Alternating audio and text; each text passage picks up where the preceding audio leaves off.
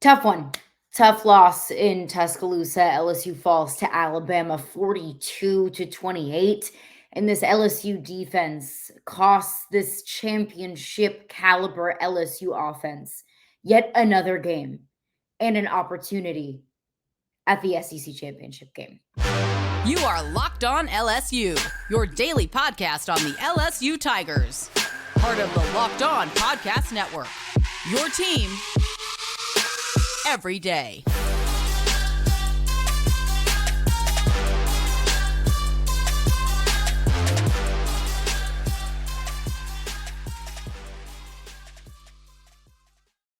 All right, thanks for making Locked On LSU your first to listen every single day. We're free and available wherever you get your podcast. Today's edition of Locked On LSU is brought to you by LinkedIn. These days, every new potential hire can feel like a high-stakes wager for your small business. That's why LinkedIn Jobs helps find the right people for your team faster and for free. So post your job for free at linkedin.com/lockedoncollege. Terms and conditions apply. All right, that sucked. That game sucked. This morning sucks. And the LSU defense is the culprit yet again. It sucked, but let's talk about it. Happy Sunday, by the way. I hope everyone's having at least as good of a morning as you possibly can. Maybe the Saints will turn the football, confidence in this state around a little bit, at least for a little bit today. LSU falls at Alabama 42-28, which was an incredibly competitive and back and forth first half and really first three quarters. Just kind of crumbled in the second half, the latter portion of the game. And it really did kind of feel like Florida State all over again in the worst way possible, because you have an incredibly competitive first half where the offense is moving and the defense is at least making a couple of timely stops, and then things just unravel in the second half. You weren't able to stop the run. The defense couldn't contain. The offense couldn't do enough to keep themselves in the game and keep themselves competitive. It's simply what it was. You needed to play a full 60 minutes, and the offense needed to play a near flawless, if not flawless, football game. And we talked about this last week. It's probably unfair. In fact, it is very much so unfair to put those kind of expectations on the offense, but that was the reality of what we were looking at. If you wanted to beat Alabama, the offense was going to have to be perfect. And the offense wasn't perfect. But I want to get to, really what was the biggest problem on Saturday night, and that was the defense. You had an opportunity to beat Alabama. You absolutely did. This is a beatable Alabama team. This is an Alabama team whose offense is nothing special, but you made them look special last night. Your defense made them look special last night. You had the opportunity. It was a tie game at halftime. You had every opportunity to beat that team. And we talked about this last week as well, of all of the doors that would remain open if you were to beat Alabama. All of that is off the table now. SEC championship game, Heisman Trophy for Jayden Daniels, at least a fighter's chance at a CFP bid. All those things are fun to talk about while they were still on the table, but that's not the case. You had an opportunity to beat a beatable Alabama team, and you had the opportunity to beat them 2 years in a row. And you couldn't, and it was because of your defense. But this LSU defense let down the offense, and a championship performance from the offense yet again. Yet again. And it's getting exhausting. I'm exhausted talking about this LSU defense, watching this LSU defense allow opposing teams to just walk right in the end zone. Allow opposing teams to move the ball downfield with ease. It's exhausting. It's infuriating. It's at times nauseating looking at all of this talent go completely wasted. And talent, I'm talking offensively and defensively. Mason Smith and Harold Perkins, what they do best, their strengths go completely wasted. The defense failed you last night. Alabama was 11 of 14 on third down. You're not going to win very many games against anyone if the defense can't get off the field on third down. Alabama racked up over 500 total yards of offense. 288 of those were on the ground. Jalen Milroe himself ran for $150. Jalen Milroe had 4 rushing touchdowns last night. I mean, honestly, I'll be completely honest with you. I thought the coverage last night was fine. I didn't think it was anything great. I thought it was fine. But the problem is you couldn't stop the run. So if you wanted to take the deep ball away from Jalen Milroe, well, I guess you did that because he really didn't have many deep shots last night. There were at times, when Jalen Milroe looked like the MVP of the LSU secondary, when he just completely overshot receivers. There was one, I believe it was in the second half, and I believe it was Isaiah Bond.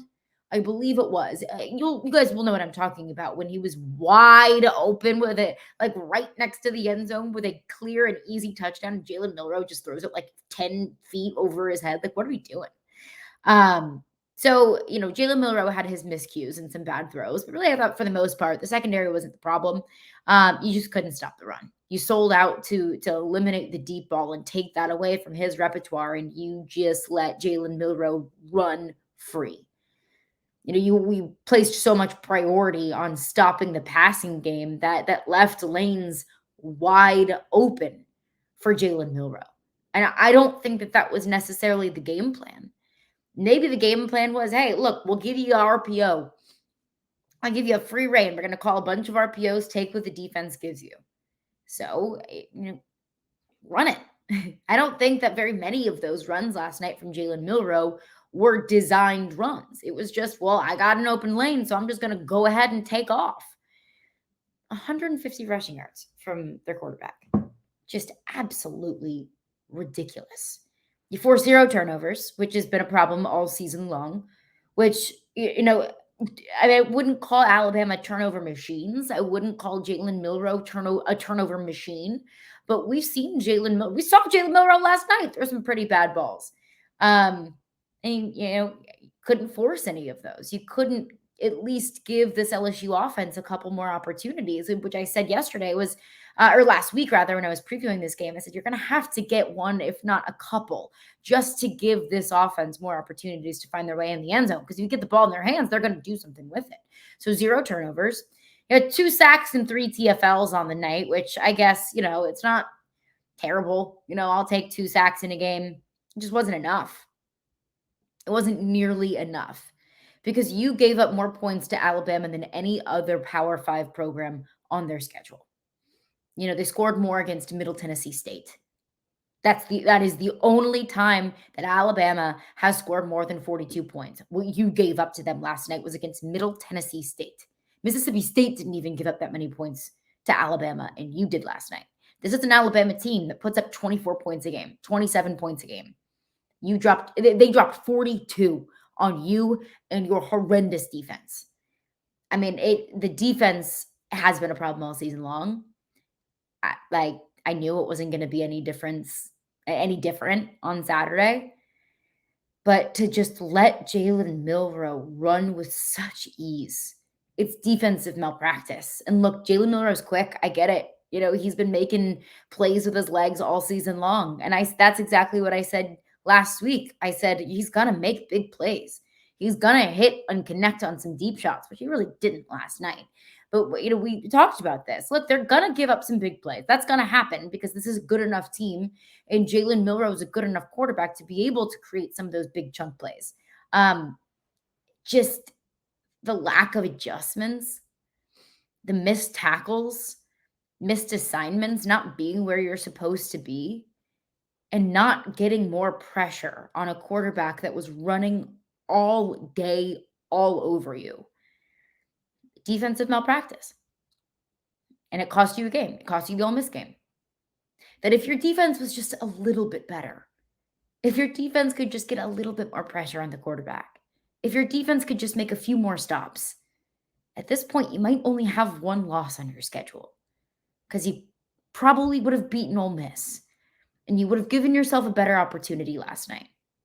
But no, you're sitting here with the best case scenario of the season at 9-3, and it's because of your defense. More LSU Alabama breakdown afterwards from our sponsors. It is now time for your game changer of the week, brought to you by Athletic Brewing Company. Because much like, honestly, let's be completely honest, much like Jalen Milroe, Athletic Brewing has completely changed the non alcoholic beer game. They make non alcoholic beers that actually taste good. Now, Jayden Daniels was absolutely fantastic against Alabama, but the difference in that LSU Alabama game on Saturday night, it was Jalen Milroe and his legs. Like I mentioned, 150 rushing yards, 4 rushing touchdowns on the night. Credit to Jalen Milroe. Athletic Brewing Company has changed the non alcoholic beer game, and they make non alcoholic beers that actually taste good. They're full of flavor and they're well crafted, just like a full strength beer. Plus, they're fit for all times. You can drink them anytime, anywhere, and make any activity even more enjoyable. Whether you're watching a big game or you're going to your kid's game, you're tackling some work, or you're working out.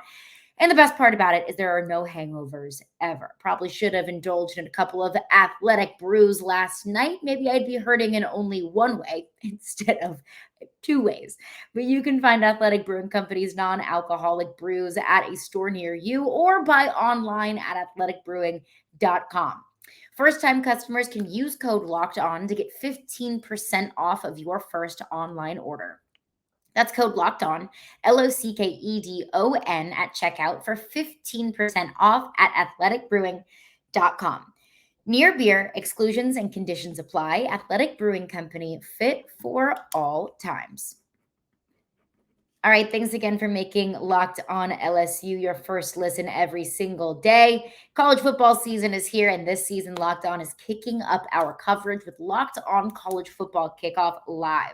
So every single Friday, Locked On will go live at 10 a.m. Central, 11 a.m. Eastern on every Locked On College YouTube channel. College Football Kickoff Live will cover playoff implications, conference rivalry games, and go in depth like only Locked On can, including insight and analysis from our stable of Locked On College hosts covering their team every single day. So you can find Locked On College Football Kickoff Live every Friday at 10 a.m. Central on any Locked On College YouTube channel, including right here on Locked On LSU. You will not want to miss it. Let's get back into it because the defense is what cost you the game last night. The defense is what cost you the Ole Miss game. The defense, I'll even make the argument that your defense also cost you the Florida State game as well. And we've been saying it all week long, all season long. I don't need the defense to be elite. Like, I don't need the defense to be what maybe we're accustomed to as LSU fans of what those defenses look like. The DBU kind of defenses, the defenses that'll just bully you up at the line of scrimmage. I don't need that. I need you to be average. Even below average, I'll take that. Just not historically bad. And we saw that again last night. You can't be giving up 500 total yards on a consistent basis against conference opponents. And I said, look, you don't need to be great defensively because you are elite offensively. And I also said that last week. Jayden Daniels in the offense is going to have to be damn near perfect, if not perfect, to beat Alabama. And that's what we really saw in the first half. That was, I mean, offensively in the first half, I don't know how much more you could ask. On top of the beautifully drawn up play and wonderfully executed final touchdown of the first half when you needed that. You give up a touchdown to Alabama, so they go up 21-14. You got a minute left to make something happen, just to get some points on the board. And credit to Jayden Daniels and Brian Thomas getting into the end zone. Was it Brian Thomas? I have to look back. I believe it was. But, it was I think, perfectly drawn up play from Mike Zenbrock, perfectly executed play from the offense. So in the first half, you were great. And overall, on the day, I thought Jayden Daniels was incredible. 15 of 24, 219 passing yards, 2 touchdowns, and the interception. We'll get into that. 11 rushes, 163 yards, and a touchdown on the ground.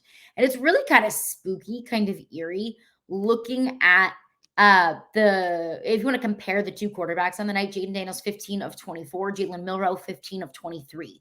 Jayden Daniels 219 passing yards, Jalen Milroe 219 passing yards. Jayden Daniels had the 2 touchdowns through the air. Jalen Milroe did not have a passing touchdown, but he had 4 on the ground, along with 20 carries for 155 yards. Jayden Daniels had 11 carries for 163 yards and a touchdown on the ground. So you got 4 total touchdowns from Jalen Milroe, 3 from Jayden Daniels, 2 in the air, and then 1 on the ground. I mean, like eerie and spooky. And Jalen Milroe did enough to help his team win the football game. The rest of the team didn't do enough or to mess it up. So I can't stand back here and say that Jayden Daniels didn't do enough. I heard Brian Kelly post-game talking about how Jayden Daniels was good, not great. And I'm like, dude, like, if you want to point some fingers, I have no problem with that.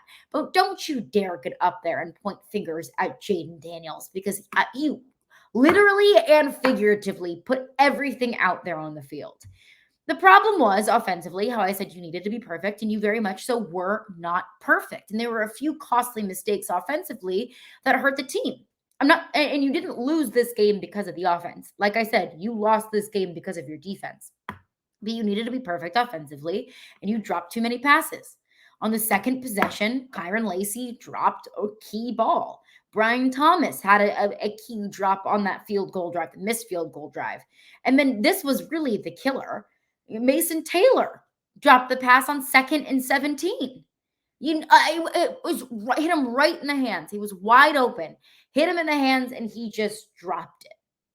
When you could have, it was 2nd and 17. He got pushed back because of the it was a false start. Who was it on? Who was Campbell? It was on Will Campbell. Will Campbell's false start pushed you back to 2nd and 17.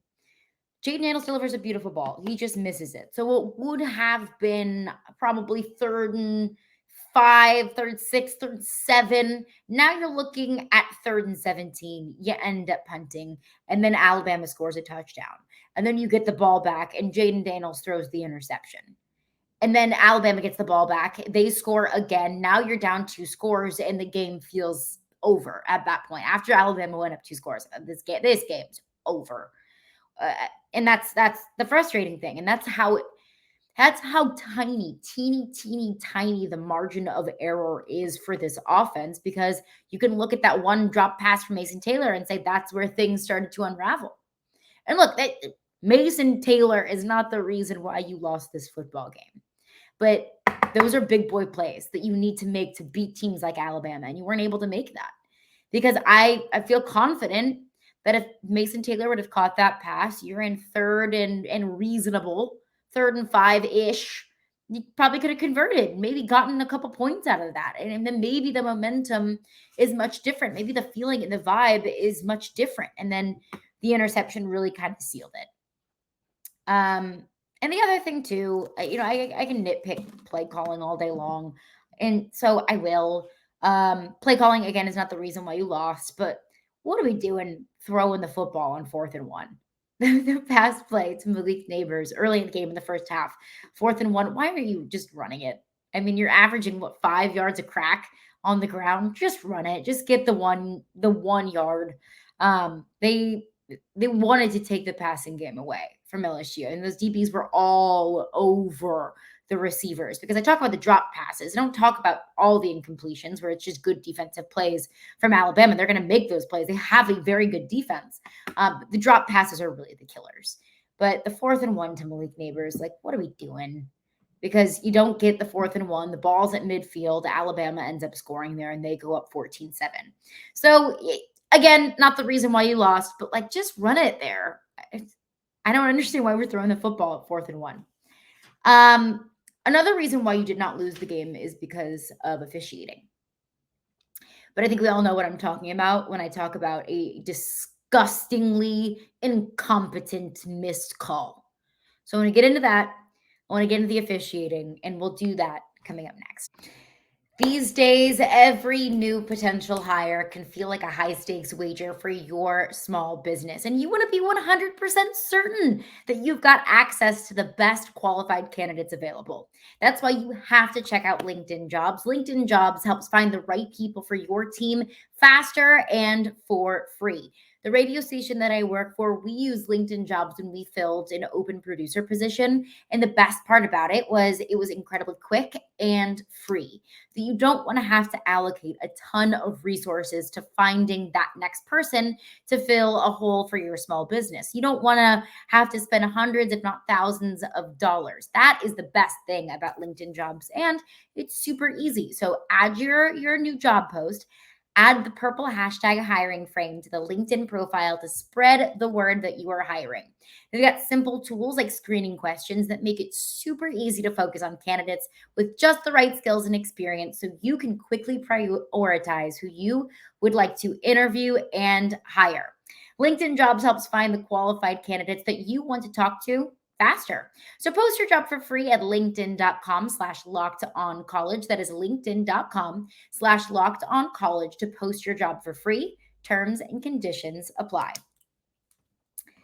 All right, let's get back into it. LSU falls at Alabama 42-28, and that's one that hurts. And that's one that's going to hurt for a long time. And the thing that hurts the most is it was a winnable game against a gettable Alabama team when your offense played really well. Not good enough, frankly, and that's what I just went over. Not good enough. Like this LSU team's not equipped to win games by putting up 28 points. You need more from your offense. And of course, Jayden Daniels went down with an injury, and we'll get into that. So it could have been a different story if Jayden Daniels was able to finish the game. And like I just pointed out, it could have been a very different game if just a couple of things go differently. If Mason Taylor catches that pass on 2nd and 17 late in the game. If you just have a couple of balls that were dropped that weren't, maybe it's a different ball game. So I have to put that defense giving up far too many points and far too many yards against an Alabama offense that looked really good last night, that struggled to look good all season long. And it was the offense just not being perfect. And that's not fair. It's really not. It's not fair of us to expect the offense to be perfect every single week, but that is the reality of what we're looking at with this LSU team. You did not lose the game because of the refs. I'll repeat that. LSU did not lose to Alabama because of officiating, but it was bad. Like, it was bad. And I try to be as objective as possible when it comes to officiating. Like, if there's ever a call that I agree with, I say, do I agree with it because I believe it's the right call, or do I agree with it because it's good for my team? And same the other way. Do I disagree with it because I disagree with it? Or do I disagree with it because it's not good for LSU? I always try to check myself with that. I always try to be as objective as possible. So I will, to give a little evidence to that, last night, when they call a horse collar on Harold Perkins, and I watched the bar. Shout out to the LSU Nashville Alumni Association for putting a watch party together yesterday. I was there, and everyone is like, "That's stupid. That's it's a BS call." I was like, "That's the right call." They were like, "Who are you rooting for, anyways?" I'm like, "I'm an LSU fan, obviously, but like that was the right call." It doesn't make the missed horse collar on Jayden Daniels earlier in the game on that big run. It doesn't make it any worse of a missed call, because that was a missed call. It should have been a horse collar against Jayden Daniels, and they didn't call it, and that sucks. And they called it on you, but it's still a horse collar. And also the missed horse collar, on Jayden Daniels, you end up scoring on that drive anyway. So I know in principle it stinks, and they should have called it. It was a bad missed call, but I think we've all watched enough football this season in the SEC to know that there are going to be some brutal missed calls. So look, the horse collar on Harold Perkins, that was the right call. Not calling it on when Jayden Daniels got horse collared earlier, that was the wrong call. The Dallas Turner hit, that was one of the dirtiest hits I've seen this season. That was a dirty, cheap hit.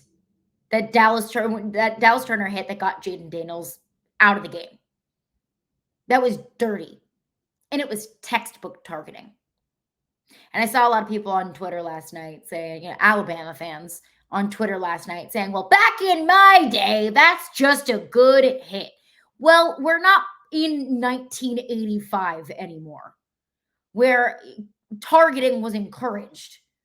We're leading with the head in helmet-to-helmet contact was cheered.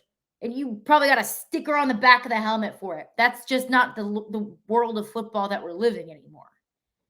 That roughing the passer calls and targeting calls have been established and called more frequently now to protect the players. I mean, I don't know if you have seen like any roughing the passer calls either in college football or the NFL. I mean, you might think they're a little weak, but you make any sort of contact with the quarterback's head, that's roughing, because the game is designed to protect the quarterbacks and to protect everyone on the field, because it hurts the defender just as much as it might hurt the person that's on the receiving end of the hit.